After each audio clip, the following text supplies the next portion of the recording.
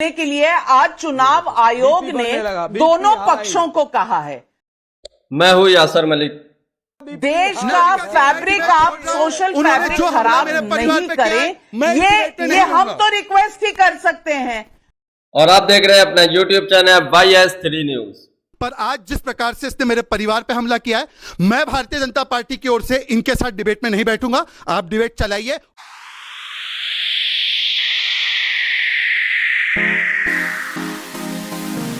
BJP के प्रवक्ता Shahzad Poonawalla debate छोड़कर भाग गए। समाजवादी पार्टी के प्रवक्ता मनोज यादव ने बीजेपी प्रवक्ता शहजाद पूनावाला की इतनी बेइज्जती की कि उनसे सहन नहीं हुआ और वो डिबेट छोड़कर भाग गए। ऐसा लगता है कि अब बीजेपी का पत्ता साफ होने वाला है, क्योंकि गोदी मीडिया के चैनल पर बैठकर गोदी मीडिया एंकर जो उनके साथ चापलूसी करती थी, आजकल वो भी उनको बचा नहीं पाती है। गोदी मीडिया के ही चैनल पर मनोज यादव जो समाजवादी पार्टी के प्रवक्ता है, उन्होंने बीजेपी प्रवक्ता शहजाद पूनावाला की इतनी बेइज्जती की तो गोदी मीडिया एंकर नाबिका कुमार भी शहजाद पूनावाला को बचा नहीं सकी। शहजाद पूनावाला ने जब देखा कि उनकी खूब ज्यादा बेइज्जती हो रही है और मेरी तरफदारी करने के लिए कोई नहीं है, जो गोदी मीडिया एंकर पहले शहजाद पूनावाला या बीजेपी प्रवक्ताओं को बचाती थी, आज वो उनके पक्ष में भी नहीं बोल रही है, तो शहजाद पूनावाला को अपनी बेइज्जती देखकर भागते हुए दिखाई दिए, डिबेट छोड़कर भाग गए। ऐसा बेइज्जती हुई है कि डिबेट छोड़कर पहली बार कोई बीजेपी का प्रवक्ता भागा है। आप ये पूरी डिबेट जरूर देखकर जाइए। मनोज यादव जी, जब जीत ही रहे हैं तो ईवीएम को क्यों कोस रहे हैं?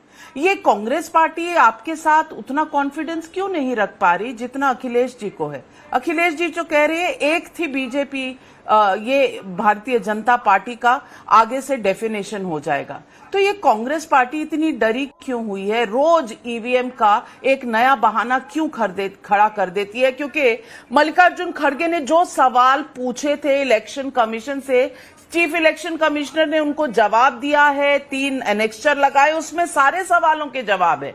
फिर वही सवाल, हर चुनाव के 4 दिन पहले सुप्रीम कोर्ट जाना, भाई ईवीएम हटा दो, 100% वीवीपैट कर दो। 2019 में भी यही माइंड गेम था, अब भी यही माइंड गेम है। ऐसा क्यों है यादव जी? लेकिन जो जनता में मैं देख के आया हूं, उस पे ये 28,000 वोट का कोई असर नहीं पड़ेगा, क्योंकि बीजेपी हर सीट पे लाखों वोट से हारने जा रही है। अगर बेईमानी भी की होगी, मैं मान लेता हूं की होगी, तो निश्चित तौर पे वो बेईमानी भी काम नहीं आएगी, क्योंकि जब कहते हैं ना कि जब हम स्लिप करते हैं तो हमें पकड़ने के लिए कोई एक पेड़ का ठूंठ भी नहीं मिलता जिससे हम अपने आप को रोक सकें। लेकिन नाविका जी, मुझे उस चुनाव आयोग को, जिसको मैं अब तक दिव्यांग कहता था, उसको आज मैं उत्तर प्रदेश की भाषा में एक बड़ा अच्छा शब्द मैंने इजाद किया है। जिस तरीके से नरेंद्र मोदी जी ने, अमित शाह जी ने इस देश की सबसे विश्वसनीय संस्थाओं को लुल्ल बना दिया है, ये नया शब्द है, लुल्ल बना दिया है, कि वो आंकड़े प्रस्तुत करने में 10 दिन लगा रही हैं। तो इसका मतलब या तो कोई ओपीएम जैसा नशा करवाते हैं, या तो उन पे कोई कनपट्टी पे गन रख देते हैं कि जैसा हम कहेंगे वैसा आप करना।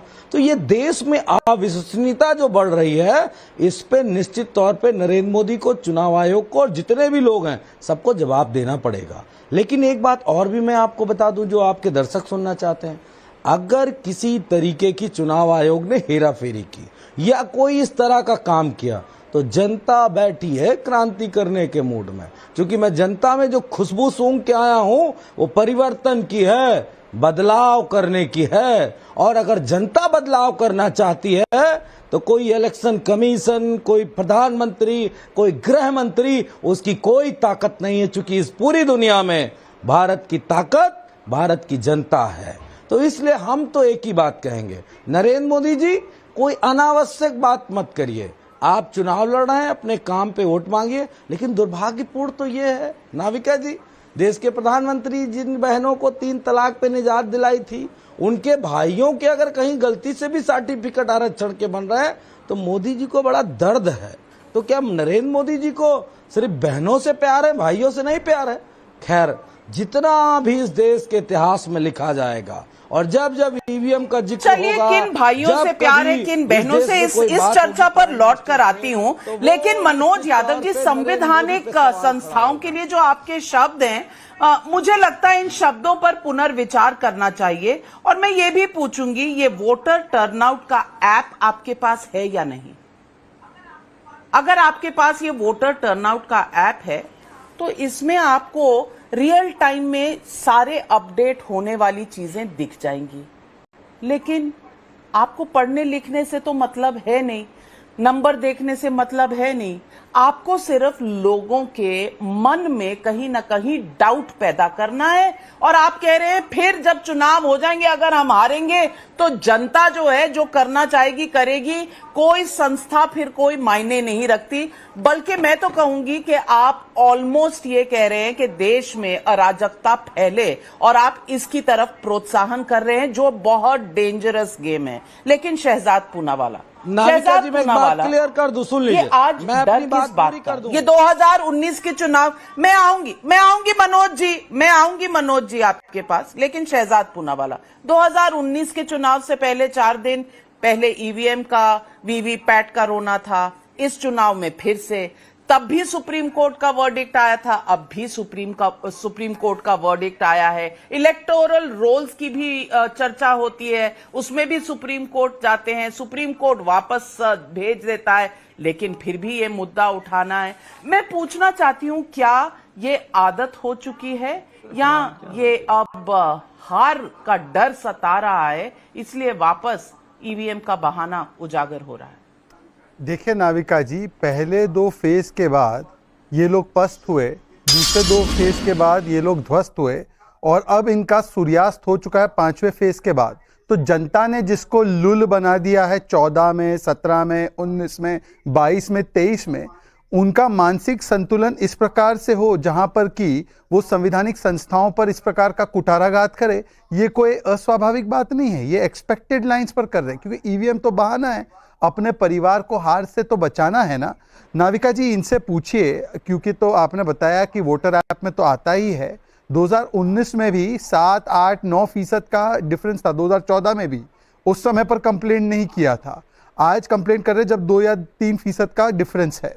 फॉर्म 17C सबके पास होता है और ये फॉर्म 17C केवल एक सीट का नहीं, ये तो पोलिंग बूथ तक का होता है, जिसका मतलब कि एक एक वोट को गिना जाता है और कैंडिडेट के पास पूरी टैली होती है। और अगर टैली में एक भी गड़बड़ है तो कैंडिडेट इस पे कंप्लेंट डालकर वहां पर ही रोका जा सकता है। परंतु मैं आपको बताता हूं असली मुद्दा क्या है।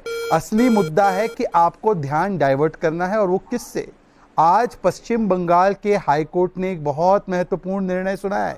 ये संविधान बचाओ का ये नाटक और ढोंग रचते हैं ना, पैरा 332 में लिखा है कि जिस प्रकार से मुस्लिम आधार पर आरक्षण दी गई ममता जी की सरकार के द्वारा, ये पूर्ण तरीके से संविधान और कॉन्स्टिट्यूशन और डेमोक्रेसी के खिलाफ है और केवल धर्म को आधार बनाकर ओबीसी कोटे से दिया गया। और आज 5 लाख ओबीसी सर्टिफिकेट इस चक्कर में कैंसिल हुए। मेरे ओबीसी भाइयों बहनों का इतना बड़ा नुकसान, मतलब कि वाई का नुकसान एम के चलते हो चुका है, ये एमवाई की पार्टी के बाद।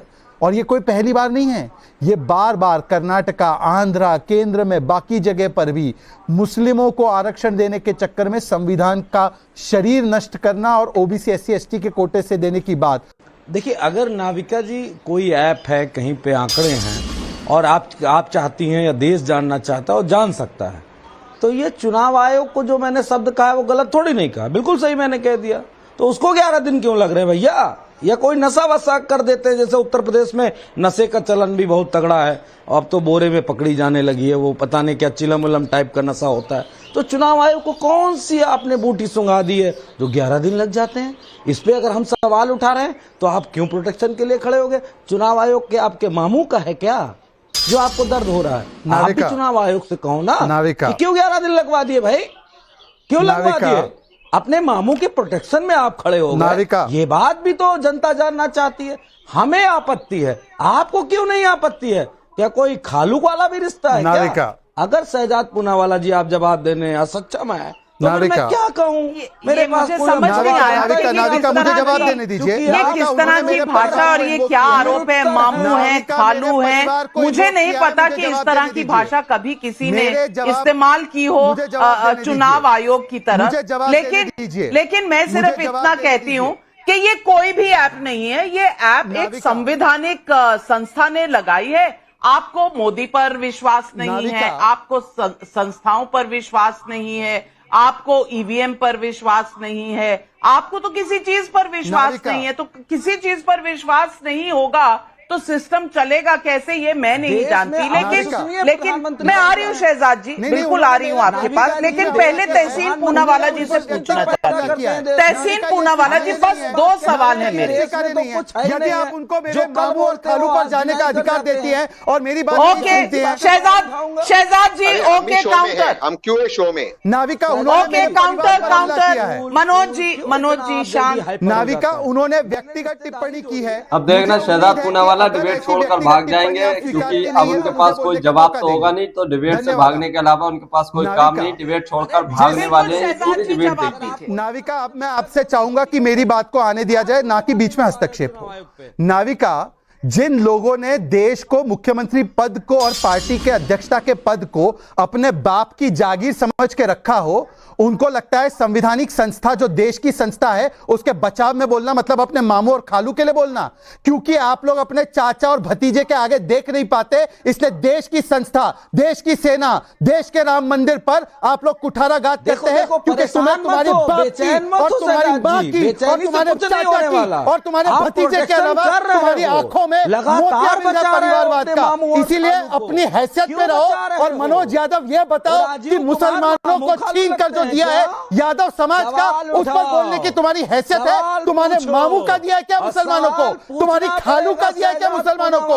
अरे बताओ मनोज यादव, तुम्हारी औकात हो तो मामू और खालू का छीन कर मुसलमानों को दिया है। और नाविका, इस प्रकार की व्यक्तिगत टिप्पणी यदि नवभारत के पंच पर अगर यह व्यक्ति हर प्रवक्ता के लिए और हर पार्टी के लिए करेगा तो आइंदा से आप इनसे डिबेट कीजिए। आप भारतीय जनता पार्टी को मत बुलाइए। आप क्यों इस प्रकार की टिप्पणी स्वीकार्य है क्या? क्या इसके बाप का आरक्षण छीन के दिया था क्या मुसलमानों को? मनोज यादव के बाप का आरक्षण दिया गया। माफ कीजिएगा, मैं अब इस डिबेट में आ रही हूं। मनोज यादव जी और शहजाद पूनावाला जी, कौन होता है भाषा पर नियंत्रण करने के लिए आज चुनाव आयोग ने दोनों पक्षों को कहा है, दोनों पक्षों को कहा है कि अपनी नहीं, मनोज यादव के बाप का आरक्षण है क्या? क्योंकि देश का फैब्रिक आप सोशल फैब्रिक खराब नहीं करें। ये हम तो रिक्वेस्ट ही कर सकते हैं, हम तो रिक्वेस्ट ही कर सकते हैं। मैं सिर्फ इतना कहूंगी, एक गलती करे तो दूसरे को भी गलती करना नहीं चाहिए। मैं शहजाद जी, आप बैठिए ना, आप तो बात कह चुके, आपकी पूरी बात मैंने सुनी है। शहजाद जी, नाविका जी, हम डिबेट आपकी करने पूरी आते- बात एक सही है, नाविका जी, जनता ने आपकी नाविका जी, पूरी एक बात सेकंड, सुनी है। नाविका जी, एक सेकंड, मैं मेरी पार्टी का अधिकृत नुमाइंदा होने के नाते एक संस्कृत एक अच्छी डिबेट करने आता हूं। मैं किसी से व्यक्तिगत नहीं होता हूं, पर आज जिस प्रकार से इसने मेरे परिवार पे हमला किया है, मैं भारतीय जनता पार्टी की ओर से इनके साथ डिबेट में नहीं बैठूंगा। आप डिबेट चलाइए और इनसे पूछिए इनके बाप का दिया था क्या आरक्षण कि मुसलमानों को थमा दिया। आप करिए, मैं इस प्रकार के भद्दे और अशालीन व्यक्ति से डिबेट नहीं करूंगा। शहजाद जी, मैं आपसे खाली इतनी विनती करूंगी कि आप एक बहुत बड़े दल के बहुत बड़े राष्ट्रीय प्रवक्ता हैं और आप सबका दिल जीतने के लिए और आप सक्षम भी हैं और आप काबिल भी हैं इसके लिए। ये मामू खालू को लाने की आवश्यकता क्या है? मैं तो कह रही हूँ कि ये बिल्कुल सही नहीं है। माफी मंगवाइए। मैं बिल्कुल कह रही हूँ। वीडियो अच्छी लगी हो तो इसको लाइक करें। देखिए किस तरीके से शहजाद पूनावाला डिबेट छोड़कर भागने लगे हैं एक जरा से सवाल पर। अगर आपको जो भी जिसकी भी गलती लगी हो उस पर कमेंट करके अपनी राय जरूर देकर जाइए। मोदी मीडिया का विरोध करते हैं तो हमारे चैनल भाई एसटी न्यूज को भी सब्सक्राइब करें। मनोज यादव जी, मुझे लगता है हमें एक सीमा में रहना चाहिए, हमें एक सीमा में रहना चाहिए और ये सीमा हम सबके लिए सही है, हम सबके लिए सही है। नाविका, मैं इनसे पूछूं कि तेरे बाप ने बिल्कुल, आप मैं इस डिबेट में कभी भी नहीं चाहूंगी मेरे किसी भी आदरणीय पैनलिस्ट के साथ इस तरह से हो और मैं समझती हूं और मैंने पहले ही अपनी आपत्ति तरीका है जताई ये? थी, लेकिन मेरे साथ यहाँ तहसीन जी भी बैठे हैं और मैं माफी मांगती हूं। शहजाद जी आप बैठे तो दोस्तों आपने ये पूरी डिबेट देखी। आजकल गोदी मीडिया के चैनलों पर बीजेपी प्रवक्ताओं की खूब जमकर धज्जियां भी उड़ रही है, बेइज्जती भी हो रही है। गोदी मीडिया एंकर भी अब उनको बचाने में कामयाब नहीं हो पा रहे, क्योंकि ऐसा लगता है लोकसभा इलेक्शन 2024 में बीजेपी का कुछ ना कुछ तो नुकसान होने वाला है, जिसकी वजह से गोदी मीडिया एंकर भी अब बदलने लगे हैं। बीजेपी प्रवक्ताओं को अब वो बचाते नजर नहीं आते हैं। ऐसे ही आज की डिबेट में आपने देखा होगा कि नाबिका कुमार जो हर वक्त मोदी मोदी करती रहती थी, आज भी वो बीजेपी प्रवक्ता शहजाद पूनावाला को नहीं बचा पाई, जिसके चलते हुए शहजाद पूनावाला को अपनी बेइज्जती महसूस हुई और डिबेट छोड़कर भागने लगे। क्योंकि अगर कोई विपक्षी पार्टी का प्रवक्ता पहले जब सवाल करता था तो बीच में कूदकर गोदी मीडिया एंकर उनको बचा लेते थे, लेकिन इस बार समाजवादी पार्टी के प्रवक्ता मनोज यादव ने ऐसी बेइज्जती की ईवीएम को लेकर, तो बीजेपी प्रवक्ता शहजाद पूनावाला भागते दिखाई दिए, डिबेट छोड़कर भाग गए। आपको ये डिबेट देखकर कैसा लगा अपनी राय कमेंट बॉक्स में जरूर देकर जाइए। और जो मनोज यादव ने ईवीएम को लेकर सवाल कहे, जिसके चलते हुए बीजेपी प्रवक्ता शहजाद पूनावाला डिबेट छोड़कर भागने लगे, तो क्या वो सही थे या गलत थे, अपनी राय इस पर भी जरूर देकर जाइए। अगर आप भी गोदी मीडिया का विरोध करते हैं तो हमारे चैनल YST न्यूज को अभी सब्सक्राइब करें। वीडियो अच्छी लगी हो तो इसको लाइक करें।